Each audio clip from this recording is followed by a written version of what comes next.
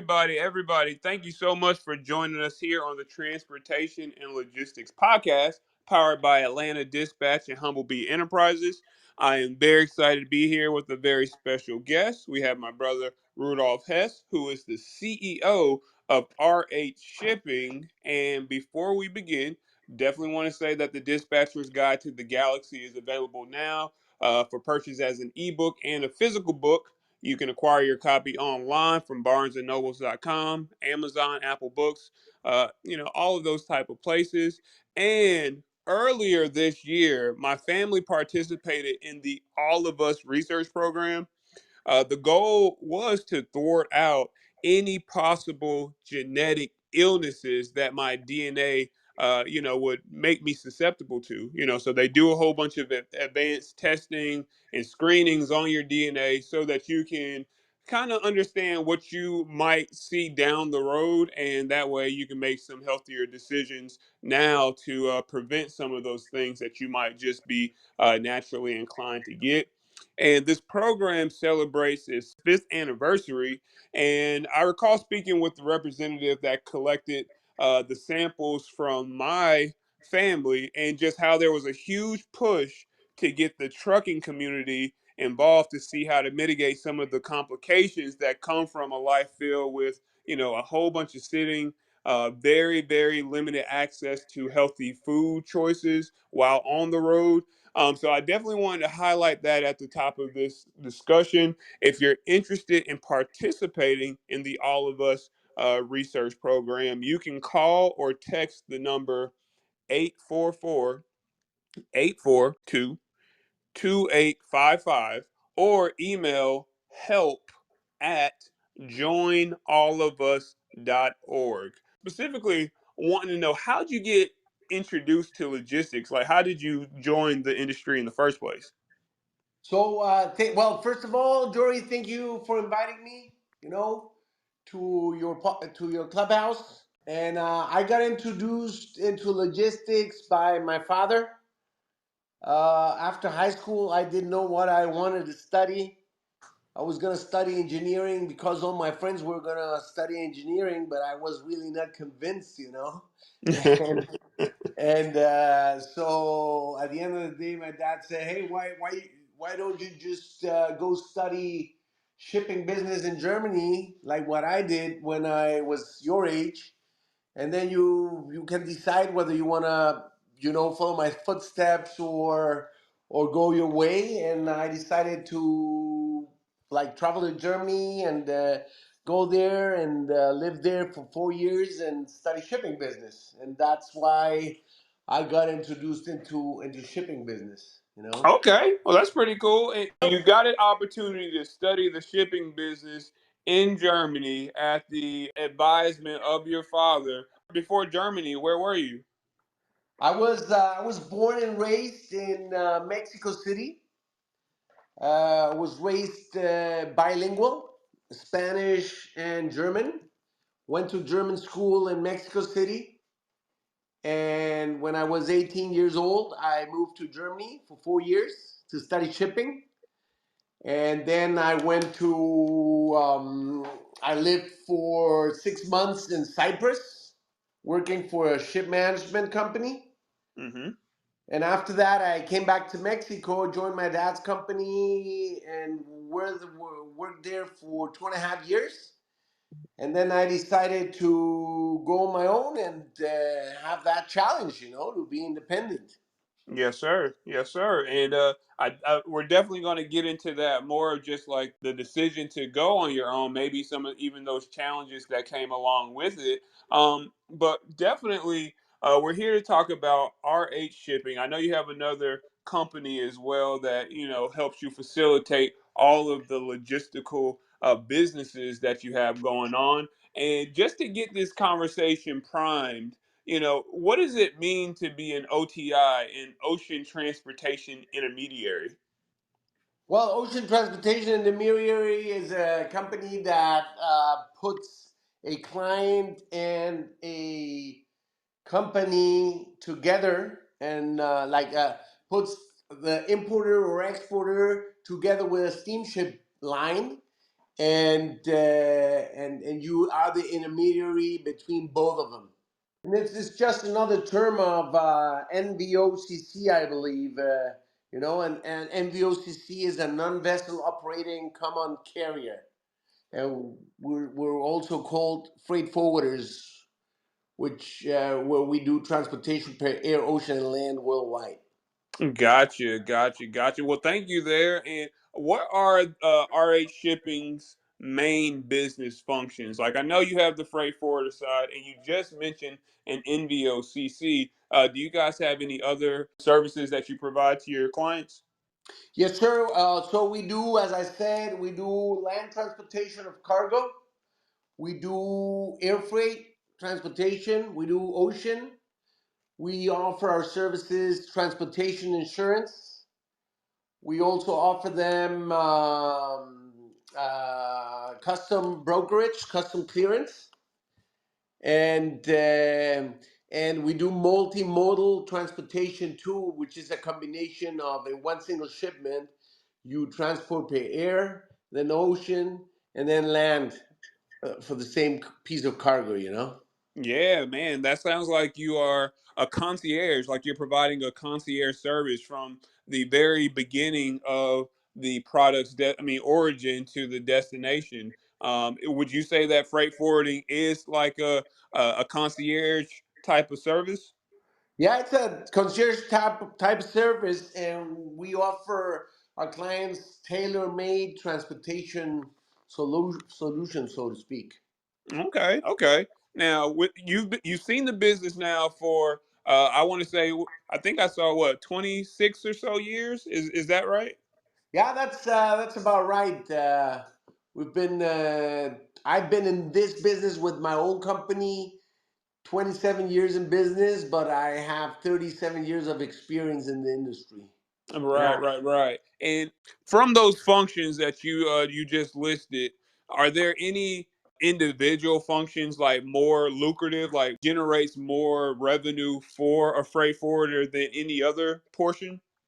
Yeah, so the project cargo, which is transporting over-dimensional and overweight industrial projects, that is the more lucrative piece of business because you're handling a very specialized type of transportation, which not everybody can do and not everybody dares doing because you're transporting a piece of equipment worth $20 million, and a lot of people don't want to risk doing that kind of business, you know.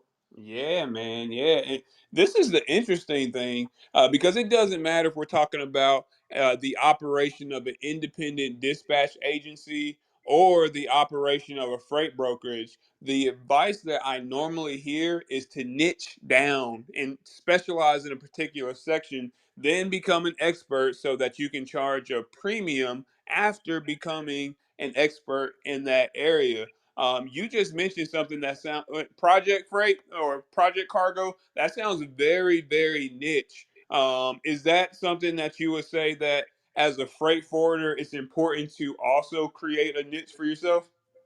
Of course, I think it's always very important to have a niche in your industry to be able to differentiate yourself from the competition and be able to charge more cargo for more money for your services. Right. And when it comes to your company specifically, would it be more of that overweight, overdimensional type of freight that you would say that you're an expert in, or do you have other niches within the shipments? We have other niches where we also transport produce. Okay.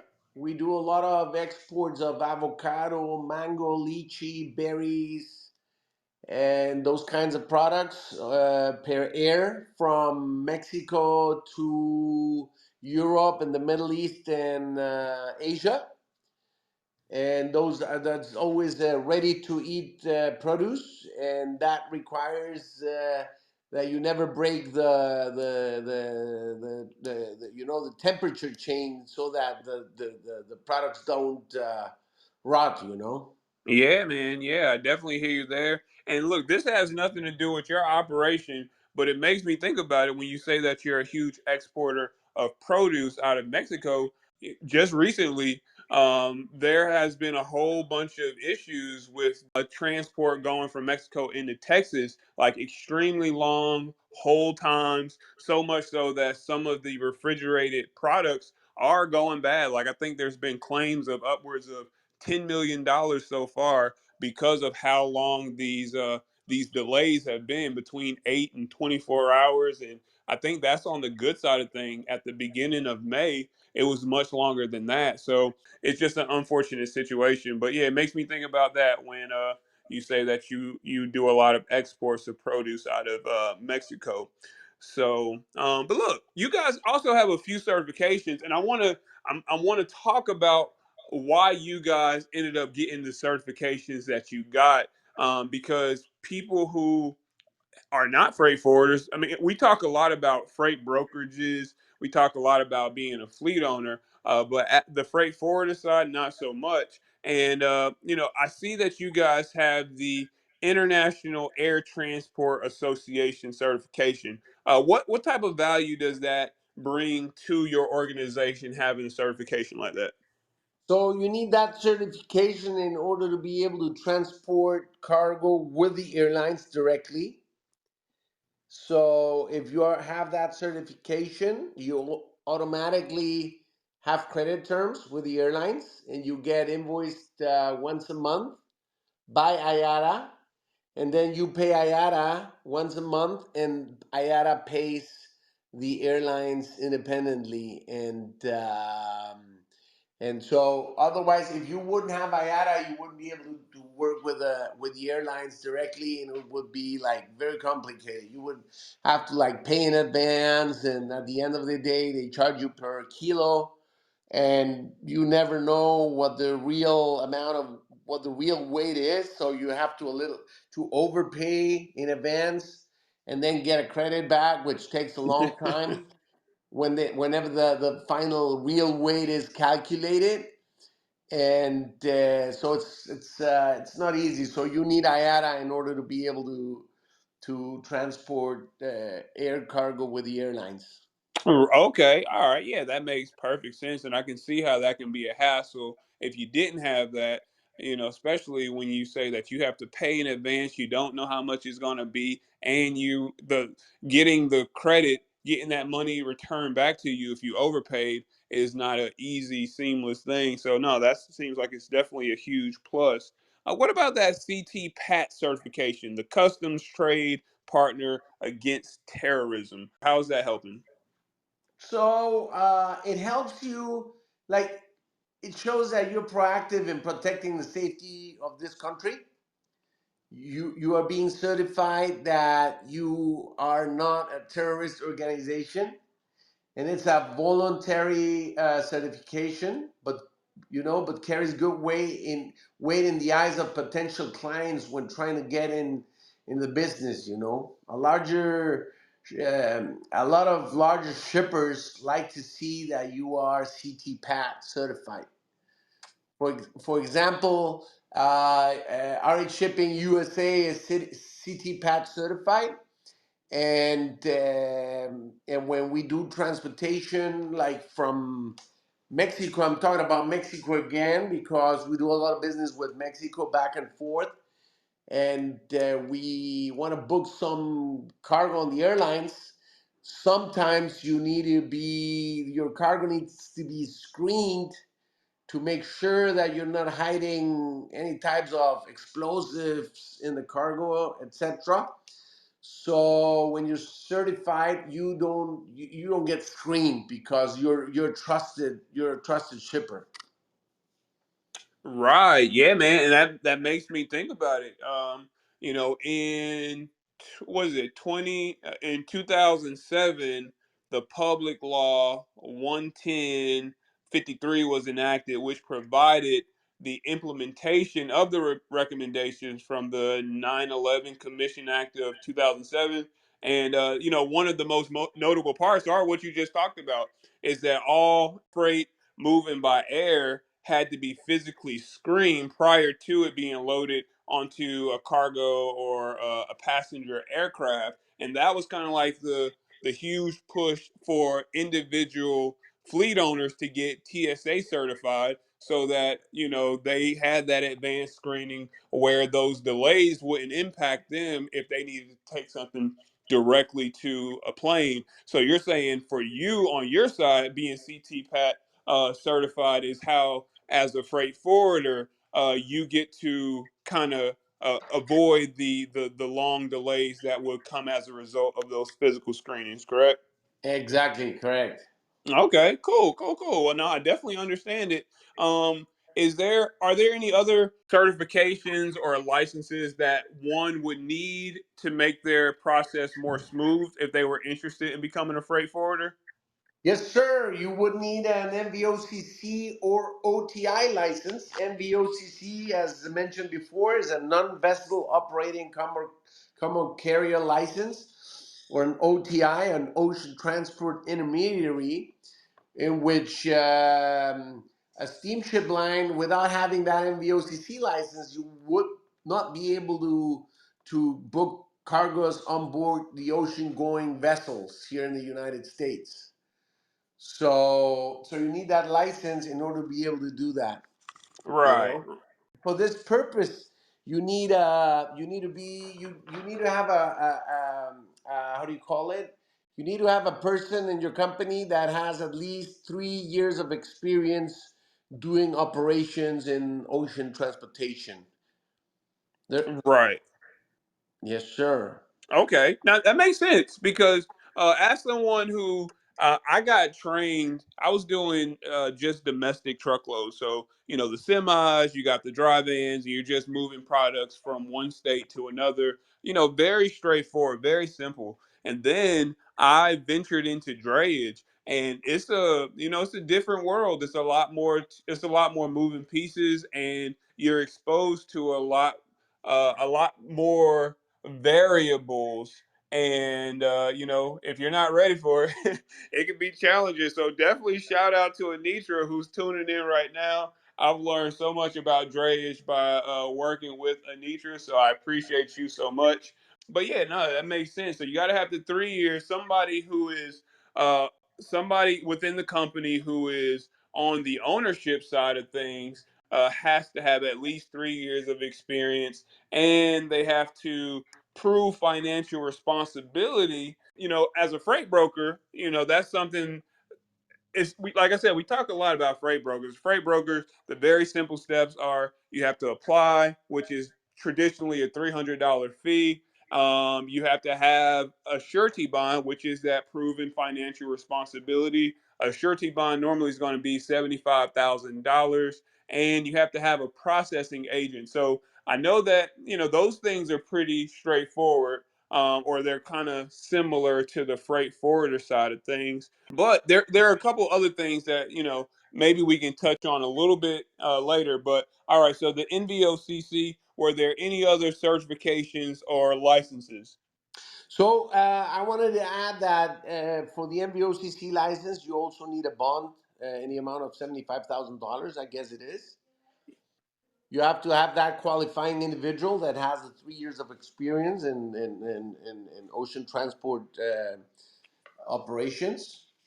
You need to have the DOT license to be able to do land transportation.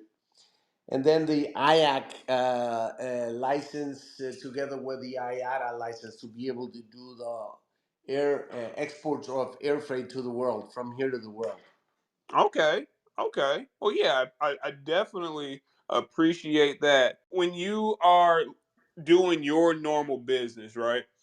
So that means that you have to have visibility from the origin all the way to the destination, or at least that's what most customers are demanding this type of information most times in order to even award you the business, to give you the business. In RH shipping, are you guys leveraging any technologies that are, making your operation seamless? Like, what are some of the softwares, maybe even some of the TMS systems that allow you to continually exceed the needs of your customers?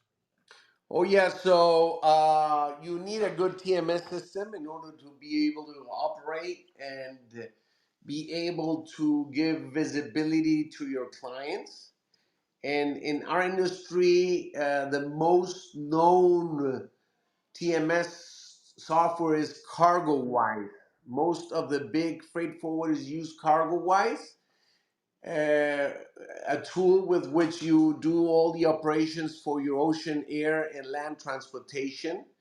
And you have all the events there, recorded there. And when I talk about events, is if I'm doing a trucking, I pick up the empty container at the port for an export, truck it to the shipper, to the factory, where they're gonna be stuffing the container for export.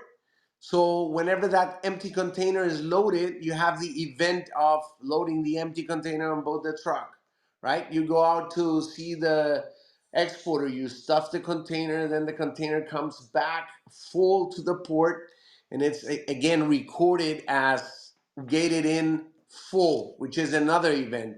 When the ship arrives, then you have you first have the estimated time of arrival of the ship to give visibility to your clients when the ship will arrive to load your container. Then it gives you the actual time of arrival. Then it tells you what date and time your container was loaded on board. And then what date the ship sailed from the port of origin. And it gives you the next event of the estimated time of arrival at the discharge port. And so that's this software connects with Intra to be able to have all the events that the steamship lines record in their system, so that everybody has visibility of this. And today there are like more sophisticated softwares that connect to a CargoWise, where you have the map of the world on your screen, and you even see the ship like sailing in the middle of the ocean and know where it is. But I think that's more like a gadget, but because nobody wants to know exactly at what coordinate of the world the ship is at this point in time, but they want to know when the cargo is going to arrive at their warehouse. So you have all these different tools where you can give your clients auto reporting per Excel and emailing and everything. So there's a lot of. We use another software that's called Silver Bullet. It's a company out of Miami, and that is less known. But I think all of those tools are very useful if you know how to use them. And then not only a good software you need a good network of agents around the world, companies like us, but at the other side of the world, to be able to release the cargo that you're sending to our client's client without any problems. Now, when it comes to your operation, right, you guys are owning that process from origin to destination, and a lot of times you do have to go. You gotta move stuff by sea. Do you have at this point? I mean, you don't have to answer this, but do you have a favorite steamship line to partner up with? Somebody that makes it a little bit more seamless when you are doing some of these shipments? Well, yeah, it depends on from where to where you're transporting. But like our exports from the US to Europe, we like to do with Hapag-Lloyd, which is a German steamship line based in Hamburg, Germany. Oh, nice, nice. I had the pleasure of going to their. I don't think it was a Christmas party. It was a little too early for a Christmas party. But in October of this past year, I had the pleasure of going to one of their parties here in the Atlanta area. Definitely had a great time. Got a chance to meet the director of procurement there. So no, I think that's a good organization to work with. And it makes me think about the fact that, like I told you, I own a dispatch company and I focus a lot on drayage these days. And I prefer the steamship lines that have very easy terms for a trucking company to get onboarded to move their goods. one that will approve them pretty quickly so that there aren't any delays. So I haven't had the pleasure to move any containers that came off of a Hapag Lloyd steamship. But the ones that I've been working with the most consistently as of lately have been the Costco's, the Evergreens, and yeah, those are actually the two main ones I would say. But yeah, and you're right. You mentioned it depends on where the origin is, and if that lane is being serviced by a particular steamship. So, great point there. And we Um, we Go also ahead. work with MSC, which is the biggest in the world. It has overtaken Maersk lines, Right. and which was the biggest in the world before. And you know what? It always also depends on who is serving you. Because if nobody is going to answer the phone or replying your emails or whatever, it doesn't matter. That's the best shipping line in the world. It just doesn't work if the right person is not serving you correctly. Yes, sir. I do. I understand. It's all about the customer service piece, and you definitely understand that because you have to service your customers and give them the updates. So you expect someone who's also part of that chain to service you the exact same way, so that you can be your best self. You did mention MSC. You did mention Maersk. Do you feel like the splitting of the 2M is going to make a huge splash in what you have going on, or do you feel like it's not going to be too big, too impactful? So, talking about the Trans-Pacific service, which was mostly impacted by COVID when rates went from $1,000 to $30,000, and no steamship line had enough space on board their ships or not enough empty containers for clients to export their cargoes on. Everything was like they made so much money that they haven't made so much money in the last 10 years. Mm-hmm. And everybody overbuilt ships again, like it happened back in 2008, where business was doing so good and everybody started building ships because they thought that was going to be forever. So this happened again. Everybody started building ships, and Maersk and MSC together were maybe not able to serve all their clients on board the ships. And whenever they split, I think the rates will go down because new ships are coming online that MSC has in the yards, same as Maersk. And when they both go independent, they will all start to fight for the same cargoes, and rates will go down. That's my personal opinion, from what I've seen in the market in the past years. Yes, sir. No, I hear you, and that is one of the pieces that I learned a lot about.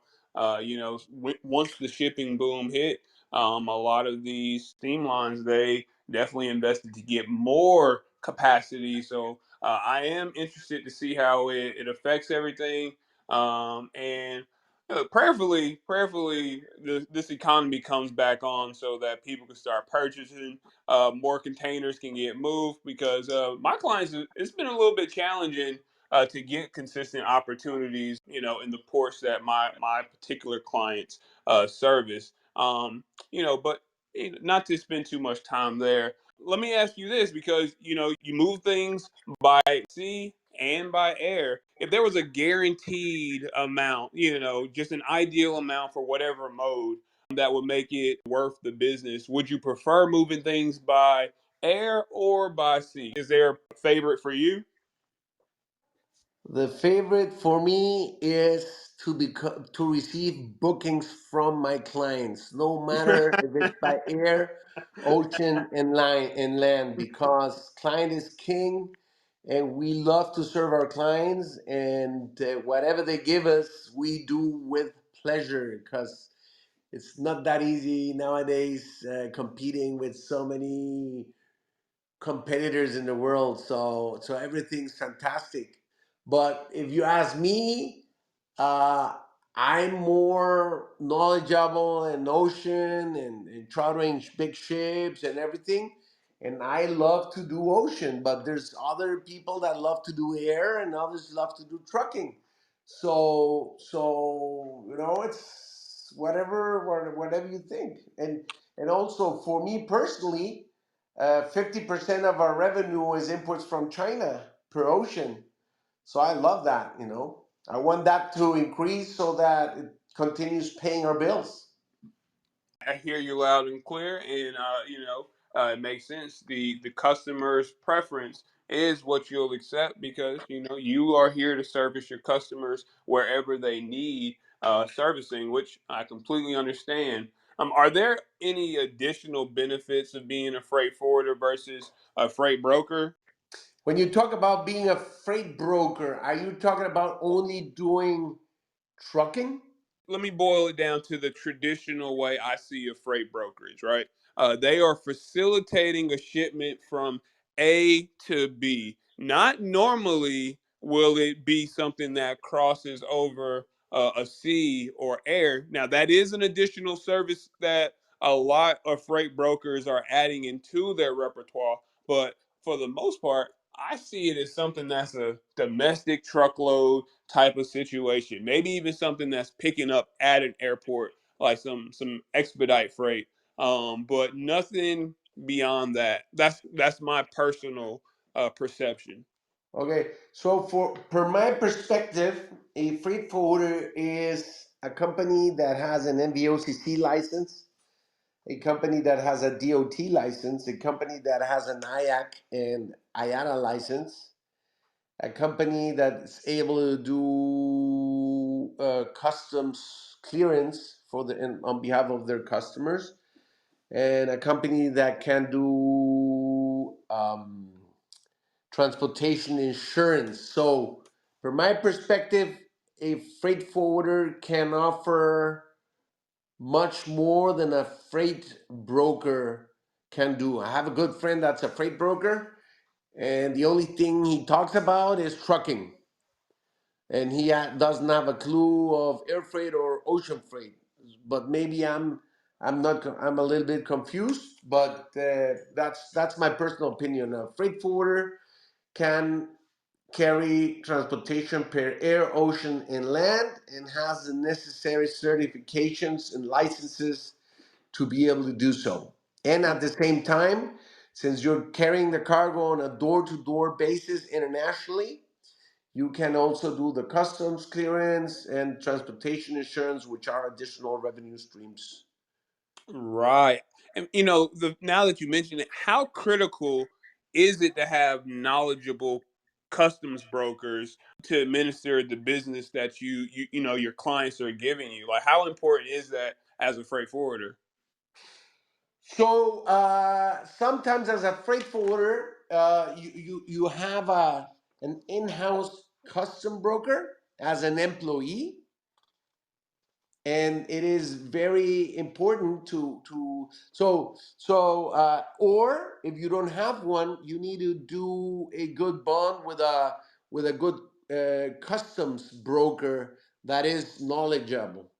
And I think that, per my perspective, all custom brokers have to be knowledgeable in what they do. Otherwise, they will not be able to be a custom broker, because being a custom broker requires you to learn a lot, and you have to be in compliance. And to be honest, the passing rate for to be able to pass the custom brokers exam is only 15%. So that's very critical. Right. No, I hear you. So yeah, it's already there's already a large disparity of people who want to be customs brokers versus those who actually fit the bill. So those who are doing it, they have to be pretty tight with their stuff. Okay, that makes sense. And let me ask you this: are customs brokers more specialized for a given mode of entry? Like, will somebody need to be specialized in ocean imports and separately air imports, or are they kind of like the same thing once you have the gist of one, the regulations and the compliance is kind of the same on the other side. I think, yeah, they have to. It's the same thing, because at the end of the day, you're custom clearing the same product that arrives per ocean. It may arrive per air, and the knowledge for custom clearing that kind of products is the same. You know, Mm. they need to be able to do both, because in the aspect of regulations, it goes hand to hand to some degree. You know. Yes, sir. Yes, sir. Yeah, it makes sense to me. And we've discussed the customs broker's role in the freight operation. In your opinion, what's the dream team when it comes to making a freight forwarder operation successful? Like, what's that primary staff that you have to have on your team in order to succeed? Well, first of all, you need people that want to be proactive, that want to learn, that want to grow, that want to be able to serve the clients, and you need a great team.